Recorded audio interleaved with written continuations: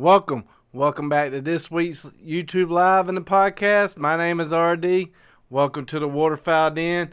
We got a special guest in the studio tonight.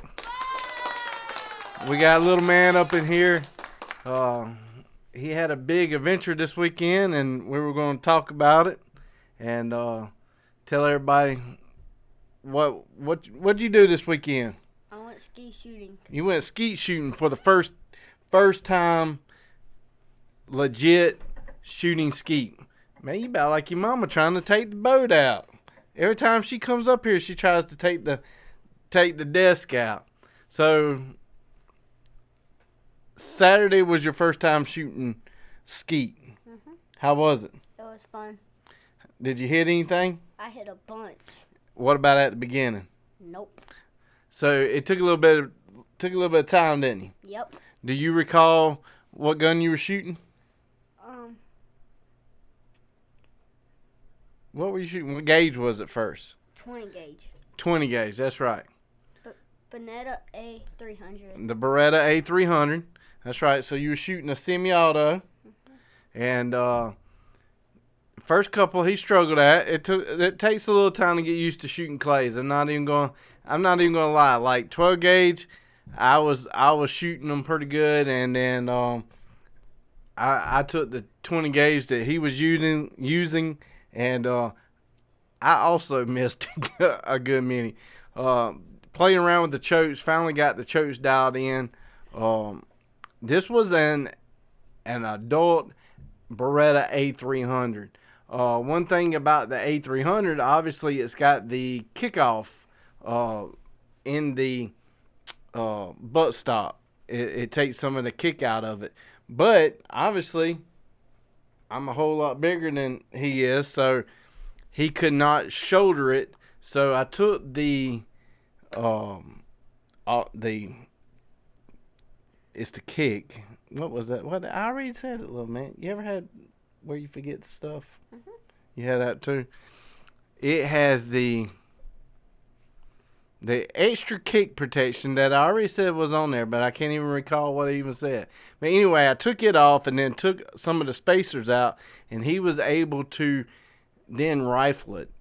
Well, I guess it really wouldn't be rifle it. It'd be shoulder it. He was able to shoulder it, and he started knocking down some clays. What was the funnest one you shot? Was it the one in the air going side to side, the one coming at you, or the rabbit on the ground? Middle? How's there middle? So you just liked it all? Mm-hmm. So are you going to go back this weekend with me? Maybe. What'd you get this weekend from shooting? What did the shotgun do to you? A battle scar. It put a battle scar on him. Oh my goodness, he got a battle scar from shooting. Is it still there?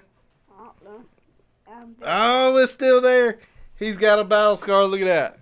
Which, we might have to change camera views for them to see that.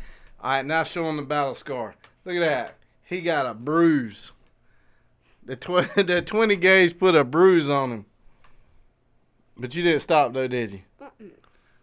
We're gonna have to get him back out there and get you toughened up a little more. Okay. So he actually did pretty good. He started knocking them down, but that 20 gauge started whooping on him pretty good. So he was ready to call it quits a little bit early. But maybe I get him out there shooting trap. And then after that he became the controller guy and was pulling skeet for me. So, but it was a great day. If you have not checked out that place, it's in the middle of the state. It's in Eastover, to the right of Columbia. It's in between Columbia and Sumter. South Carolina DNR owns it. You cannot go anywhere else in the state and get the prices that you get at this place. Typically, where I go anywhere else to shoot skeet, it's about $60 to $80 for 100 skeet per person. To go down there for $20, you get 100 skeet and 20 show me skeet. So basically, you get 120. The more money you pay, the more skeet you get. So you would think $20 would be $120, and the next would be $240, but I think it's like $250. So the more you pay, I think it breaks down. But they have skeet, trap, 5-stand, sporting clays. Super, super clean. I mean, I love going down there, but this was the first time. Was that the first time you ever been there? Mhm. But you've been to other places with me. We went to Rocky Creek one time, but you didn't shoot.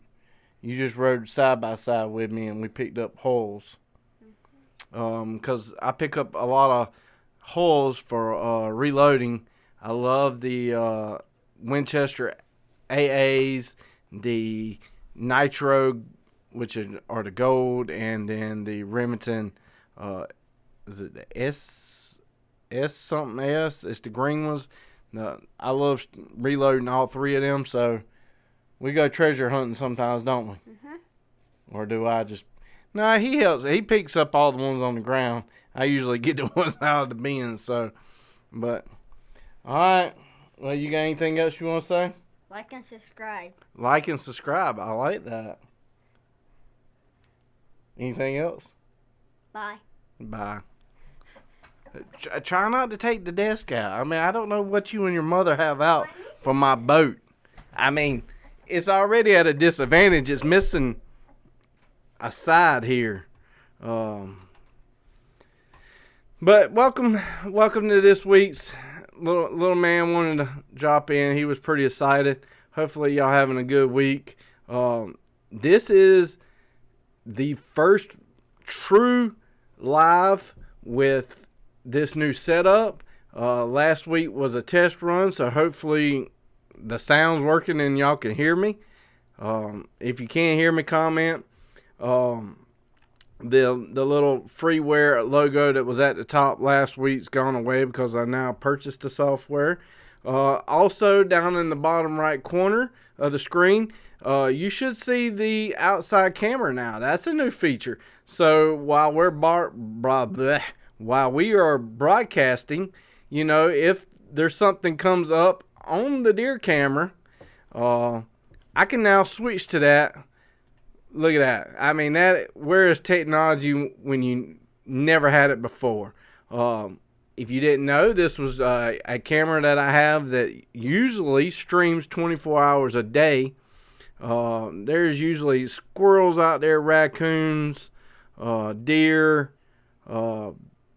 I've seen a few cats, and occasionally you see a crazy old gray-head man walk through occasionally and refill the bird feeder and the corn feeder. But I don't typically stream it while I'm streaming this live, so usually after I get done the live, I then go and I restart that live. But if you never check that out, it's pretty cool.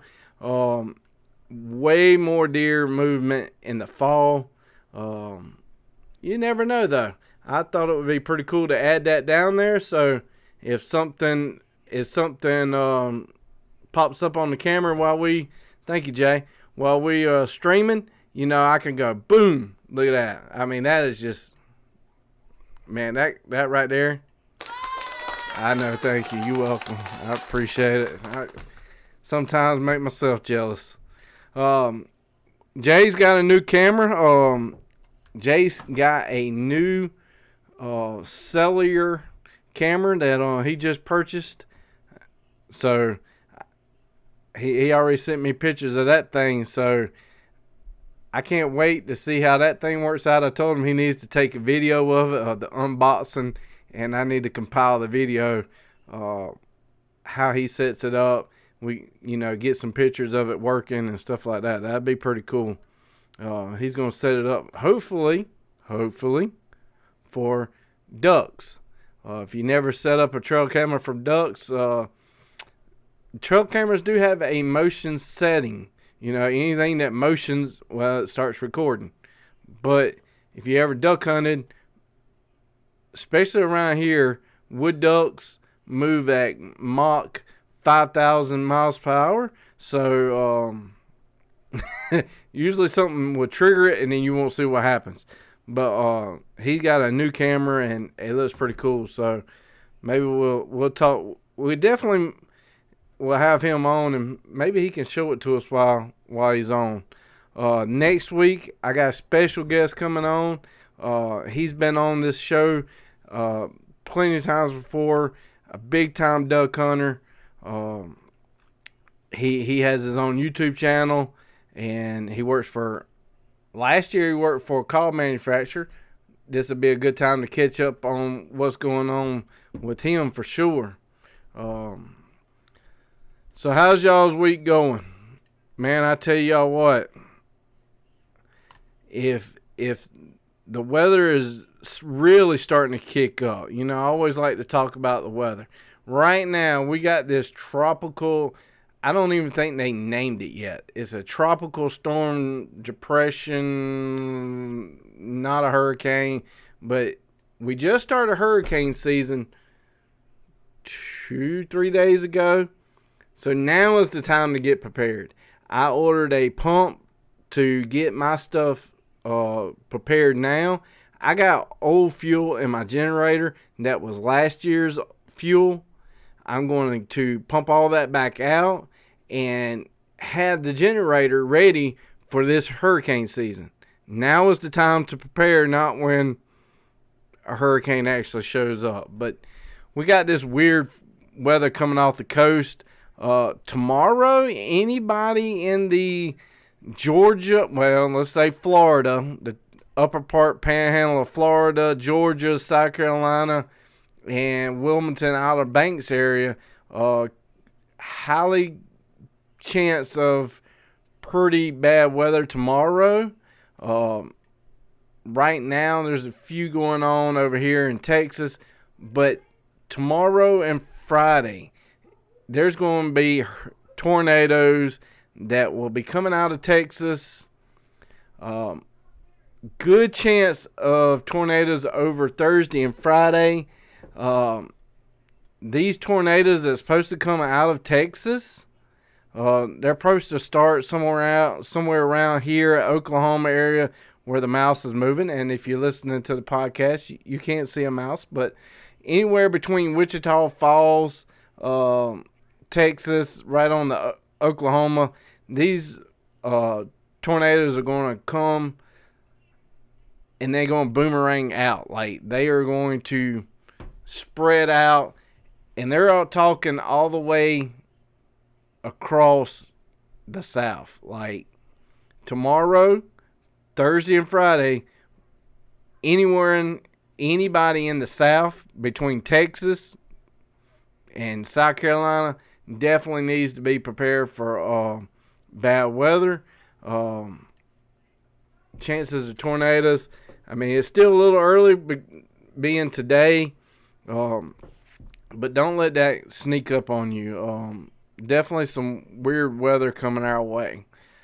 On this day in May 1893, so it's been a little bit, Winchester introduced the Winchester Model 1893. It was a hammer action pump shotgun, and it was designed by John and Matthew Browning. So if you know shotguns, you know the name Browning. John Browning had a massive mind. I mean, he was a great engineer. I mean, he designed so many different products. He brought them to the table. Obviously, we know the name Browning because of Browning's shotguns. But his designs were amazing. The Auto 5, which has become a huge collector's item, started where he designed it. He used to design shotguns and then sell the design. But then he got kind of smart about it and was like, well, you know what? Instead of just selling the design, I need to make a cut off of each one. He designed that, like I said, this was a pump. But when he was designing the Auto 5, he went to these manufacturers and said, hey, I got this new design here, and it's going to be the first semi-auto. He went to Remington. If I got my story straight, because I hadn't looked it up in a while. He went to Remington. They were working out a deal. Whoever was working on the deal had a heart attack. The deal didn't come through. Went to Winchester. Winchester said, nope, we ain't having it. So then he was like, you know what? I'll just do my own stuff. And that was where the Auto 5 came from. The crazy part is on the side of a shotgun where you pull back the bolt, the handle there, he owned the patent on that. So Winchester, when they designed their first semi-auto, which is called the 1911, they couldn't put any design on the side because he owned the patent to it. So they designed the barrel and had grip on it where you had to push down while you cycled it, and that shotgun became the nickname as the Widowmaker. I do have one of them. I did purchase it. I have never shot it. I have videos where I, take it apart, show it to you. There's been a lot of people died with that shotgun. There is no handle to pull the bolt back. You can cycle the gun by gripping the barrel and pushing the receiver. But all I'm going to say is it takes a man's effort to do it. It is not easy. That was the reason why. And again, I'm 6'2", so I got longer arms. A short person with shorter arms, it would be even harder to do. So that is the reason why people were putting it on the ground and pushing down on it, and they were decapitating themselves. That's why it was called the Widowmaker, because when they went to go push down on the barrel, they were now overlooking the barrel, and which became the Widowmaker. Really cool gun, but John Browning owned the patent. So that's pretty cool. On this day in May 1893, the first hammer action, pump out action shotgun was designed. This firearm was notable for its use of black powder ammunition in the role of evolution of a pump action shotgun, which is still used today, and that's what I use for turkey hunting. I still use a pump for turkey hunting. Man, the past 2 weekends, the past 2 weeks on this channel, we have been talking softball, ladies college softball, and the first week I made my predictions. I made my predictions on who I thought was going to be in it, how it was going to go in the top 4 once they got down here in the bottom 4, and then I picked who I thought was going to win. Yeah, that didn't work out. I think I busted the first week. I picked Texas and Arkansas, which Texas did go and is probably fixing to start playing very soon. Too bad I picked the wrong Texas. I picked Texas A&M. But I have really enjoyed watching the regionals and the super regionals, and now the World Series is starting. It's starting tonight. They're probably getting started right now.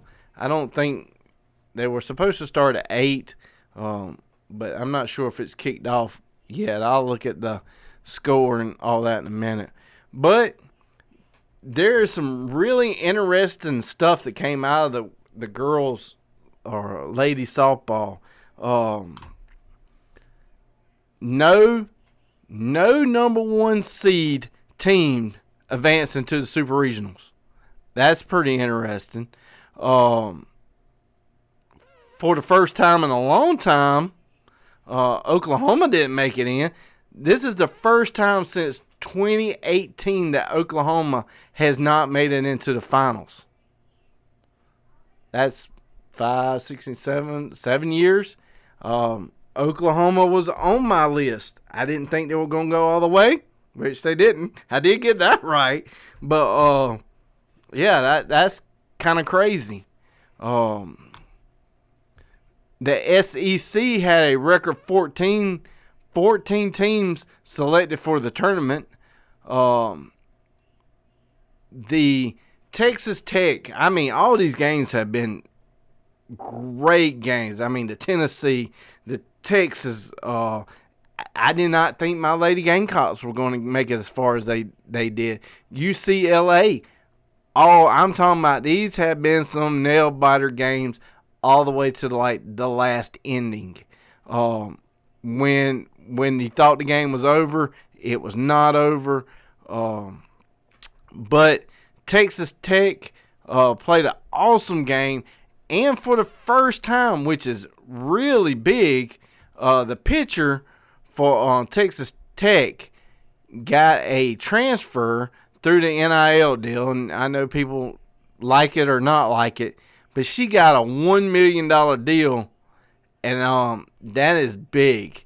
I think that may have been the most payout so far in softball. And they were ranked going into the game last night. I think it was last night or night before. I can't remember. Whenever they played. They wasn't even ranked. I think they were like 10th, 16th, something like that. I mean, it was like they shouldn't even be there kind of deal.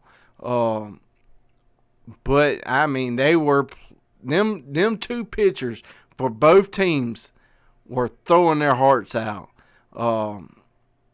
But Texas Tech pulled it out, and it's going to be a good game tonight. And I'm not even going to say I'm going to stay on here long enough, because I promise you, I want to watch the game.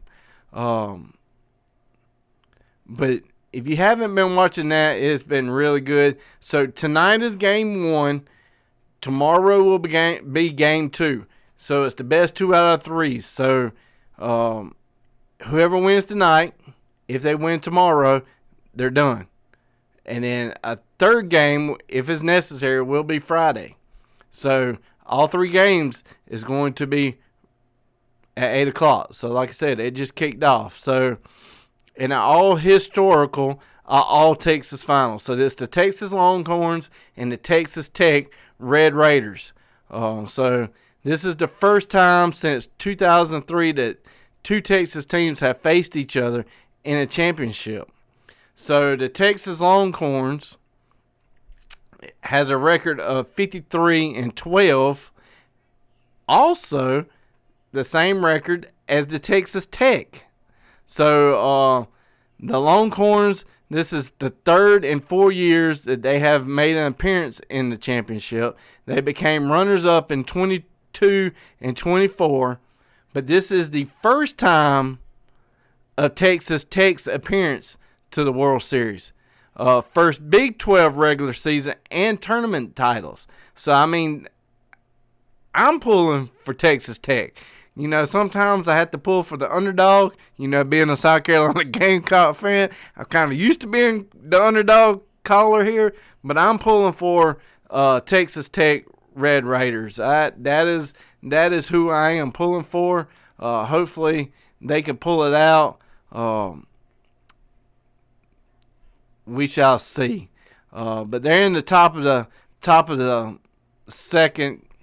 Now it's 0-0 looks like. So we'll see how that goes. I'm gonna keep that pulled up. They're in the top of the second. One other thing that I do want to talk about that just got posted, which blows my mind, especially for South Carolina. Sometimes blows my mind.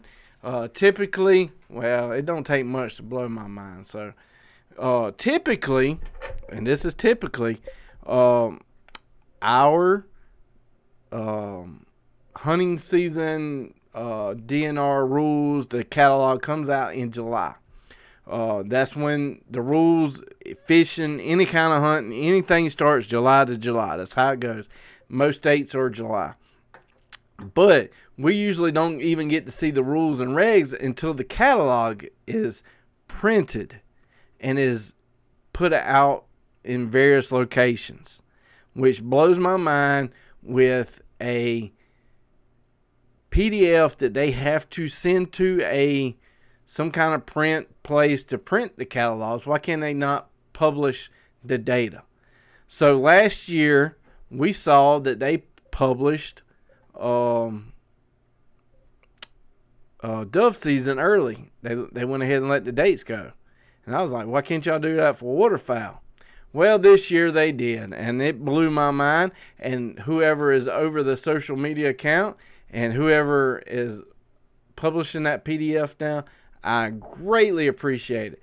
This is something that needed to be happening a long time ago, and maybe it was published and people just didn't know about it. But South Carolina is not one of them states that people are going to be like, man, I can't wait to travel to hunt South Carolina. But when you have, we are in June. When you go ahead and release the dates of what you're going to go ahead and allow us to do, people that actually work and have to work around vacation time, typically, I mean, we're in the South, so a lot of people work with other people that also hunt. So when you publish the dates, people can actually schedule their vacation time. Typically, we have been waiting till almost August before we see the dates of waterfowl season. So giving us the dates early, I greatly appreciate it, South Carolina DNR. Greatly appreciate it. Some changes this year. Dove season.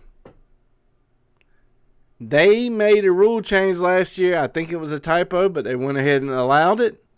But they're allowing it this year. You can hunt morning doves, dove season, a half hour before sunrise and sunset. Typically, it's been 12 o'clock.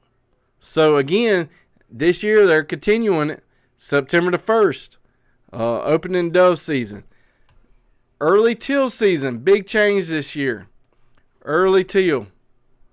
September the 20th through the 28th. We get 8 days this year of teal season. Last year it was 2 weeks. I think we got 14 days. I'm not going to say that we got a full 14, but I think it went on a Saturday and went 2 Saturdays. Granted, this one's going to be 2 Saturdays also, but we got like 2 weeks last year. This year, we're getting 8 days. So that is definitely going to change. And remember, teal season, I would hope they would have changed that. One day, I hope that they allow wood ducks the same time that they do teal. But right as of right now, it's still, you can't shoot to sunrise. And that sunrise allows you to be able to see the bird and not get it mistaken with a wood duck, because a teal and a wood duck, which you can't see the wood duck over there. A teal is, heck, you can't even see it on this picture, but I'm going to point to it anyway. It's right there that you can't see. But a teal is very, very small, super fast bird, just like a wood duck. They're about the same size. Now, in the morning times, there is a somewhat right at before sunrise during normal season, at least a wood duck typically whistles when they are coming in. That's a telltale that it is a wood duck. Teal typically fly more in a bigger pack, and they have maneuvers like a 740. I mean, like a fighter jet, not even a 747. They got maneuvers that would probably be like a drone. I was gonna say like a stealth bomber, but I think a drone is faster. Yeah, I mean the way a drone can flip flop, that is how a teal can fly. I mean they literally look like they can put on brakes and then back up. I mean they are rolling and flipping but again, can't shoot them to sunrise. That allows the sun to get up. So sometimes you having to sit there and you're watching birds. You can be like, man, that's a teal, but it is what it is. In South Carolina, we cannot hunt wood ducks with teals. So maybe one day, I feel like our state has enough wood ducks that could open up wood duck season for 8 days, but that's just my opinion. They didn't ask me for my opinion, but it's free to give it to it. So again, we get a early goose season, September the 1st. So just like normal, typically I go goose hunting that morning and dove hunting that afternoon. That's about all I saw difference, but they have the dates on here of our waterfowl season. So if you're in South Carolina and you have not seen that, this is the 25-26 approved date. And this date here, they had it approved March the 28th by their board. So like I said, many years before, they already had the information. Why can't they get it out to us? Why were they waiting for it to be printed before? I have no clue, but I greatly appreciate the work that DNR has changed. They have seemed to be doing more social media, so maybe whoever's running the social media, we greatly appreciate it. The deer camera has now switched over to nighttime view. So that's pretty cool. I probably need to go put some corn out there in that feeder, but that'd probably be a good start. I know we're going to get plenty of rain. Probably time to dump that pool. A lot of people wonder why I got a pool there. Right there with the salt block, you will be surprised how many deer stop and drink water out of that pool. Mostly it gets dirty from the raccoons. The raccoons will take anything and take it over there and dump it into the water and clean it. They do all kind of stuff. The raccoons do all kind of stuff in the water. I really need to get rid of the raccoons, but that is definitely hurting the turkey population. There we go. So what y'all got going on this week? We're in between seasons. Most people are out of school now. We are pretty much on the summertime break. There ain't no vacation scheduled for us. The only vacation we got a dance competition coming up in a good many weeks, but it'll be 1,000 degrees by the time that comes around. But what y'all got going on tonight? It's still 0-0.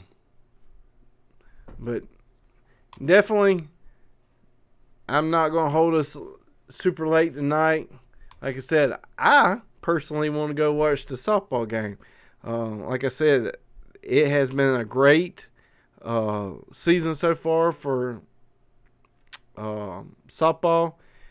After softball, which will end either tomorrow or Friday, the boys' college softball is going to start soon. So we'll be talking about that, and I'll probably bring my predictions up. Get rid of that because that didn't do nothing. Like I think I probably could have did better having my son pick them because I didn't do too good. But yeah, we're gonna turn the page. We're gonna turn the page on that. me saying turn the page made me think. Went to a Metallica concert this weekend. I'm not going to say I'm a big-time Metallica fan. I like Metallica. My personal favorite Metallica song would be Whiskey in the Jar. That's my favorite one. But Metallica's got, they've been around forever. They got some really good, some people will call them hard rock. I wouldn't probably go that far to say hard rock. But they've been around a long time. And when they came up, I'm like, they still got it. They in their 60s. I think the oldest one was 61. And so we went and watched them at the Carolina Panther Stadium. And when I say we were in the nosebleed, we were in the nosebleed. If you ever went to the Panther Stadium, we were on the sideline part. So the Panther Stadium, you got where your billboards, scoreboards, the TV screens are on this end, and then the 50-yard lines, sidelines, whatever you want to call them this way. Well, the sidelines are taller than the billboard, screen boards, because obviously they got to put the TVs, the scoreboards up so that the seating is lower.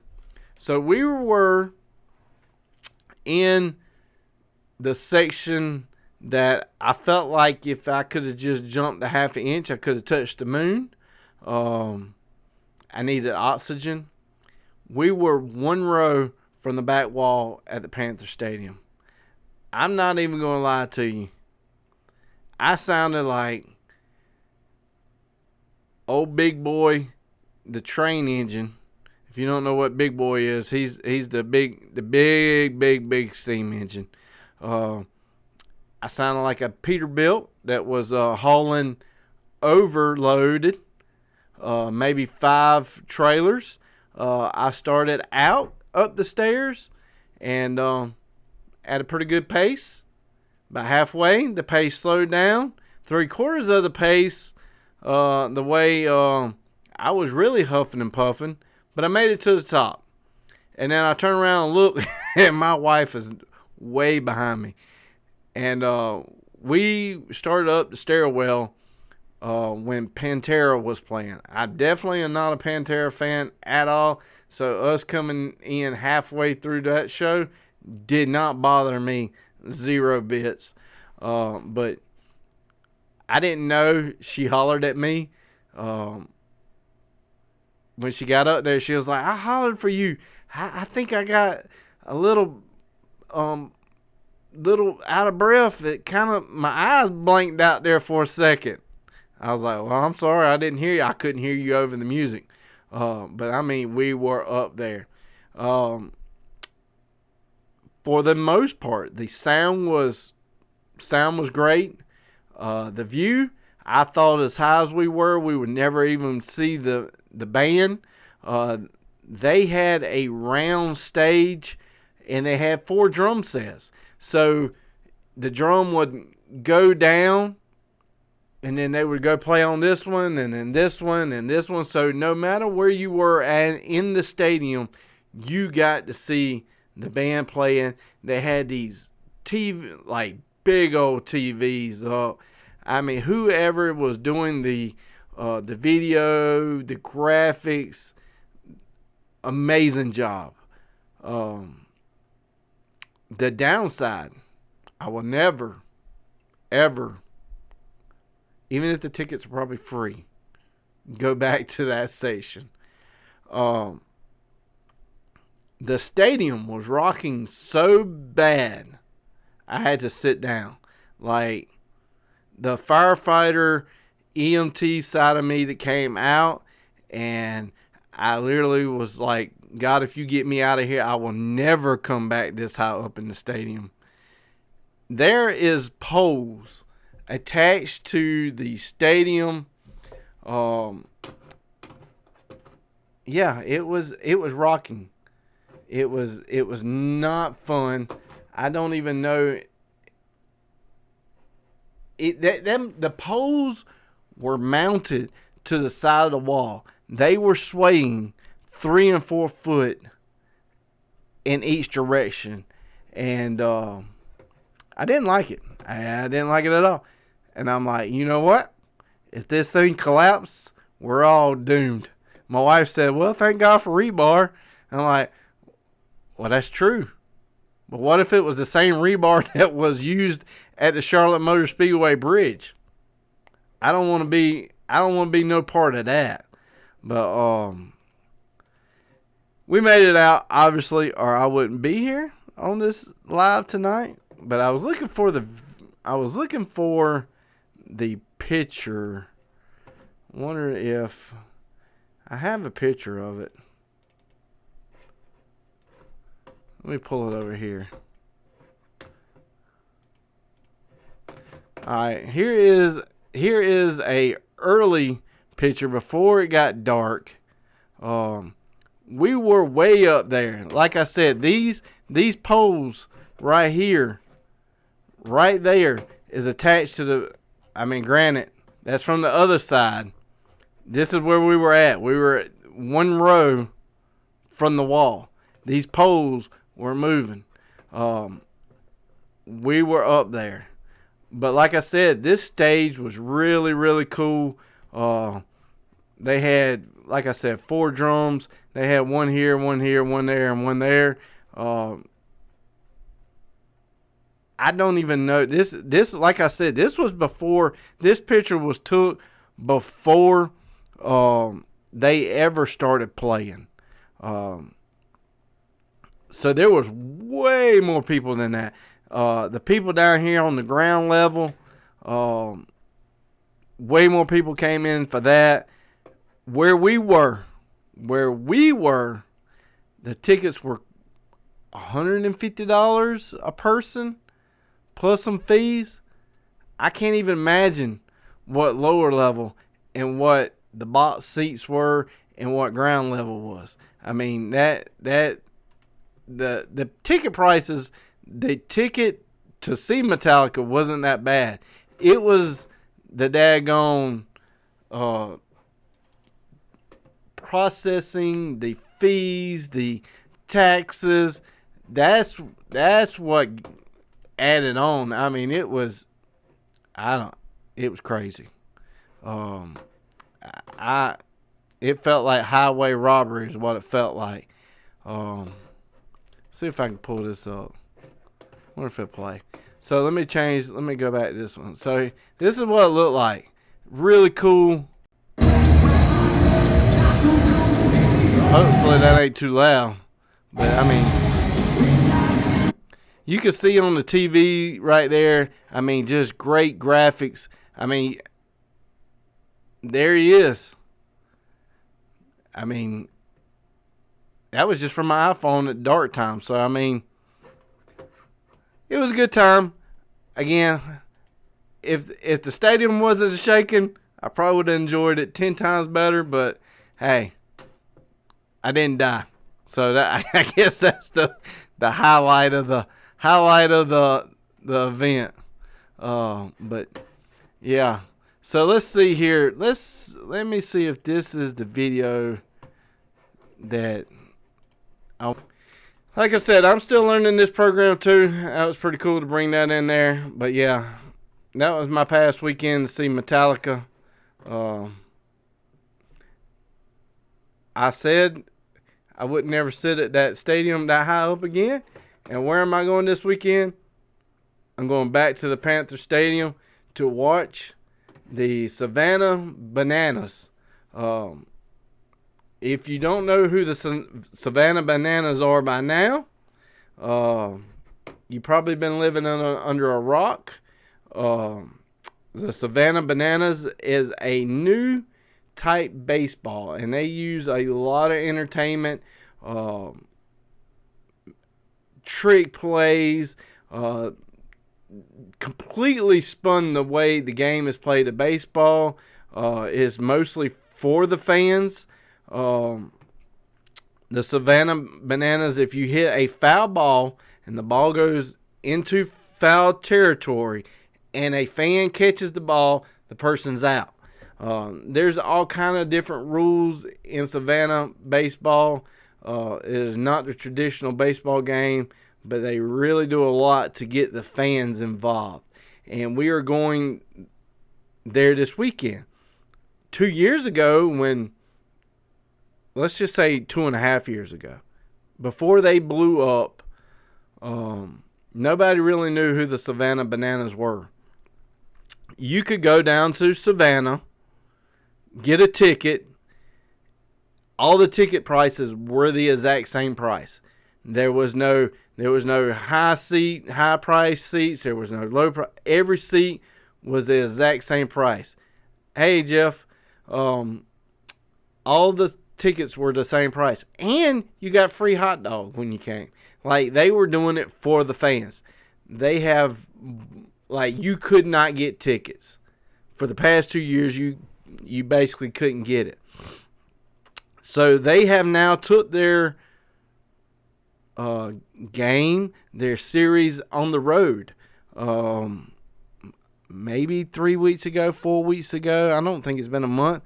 They sold out the Clemson Stadium. They sold out Friday night and Saturday night at the Panther Stadium, both nights in less than 30 minutes. And now you have to, what they're trying to do, and like I said, they are trying to put fans first. They are trying to limit ticket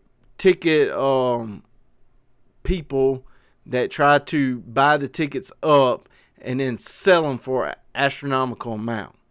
You have to put your name in a hat with an email address, and it's kind of like a lottery kind of type where you get randomly picked and it sends it to your email, and then when you get that, you only have so much time to get the ticket, and then it moves to the next person. If you get the email and you not paying attention and you miss your opportunity to buy them, sorry, it moves to the next person. So we did get the chance to purchase the tickets.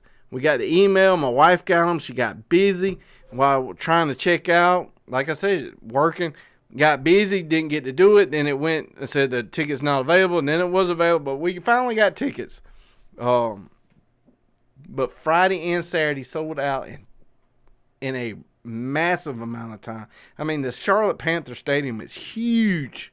And to sell out, you would not think you would be going to watch a baseball game at a football stadium.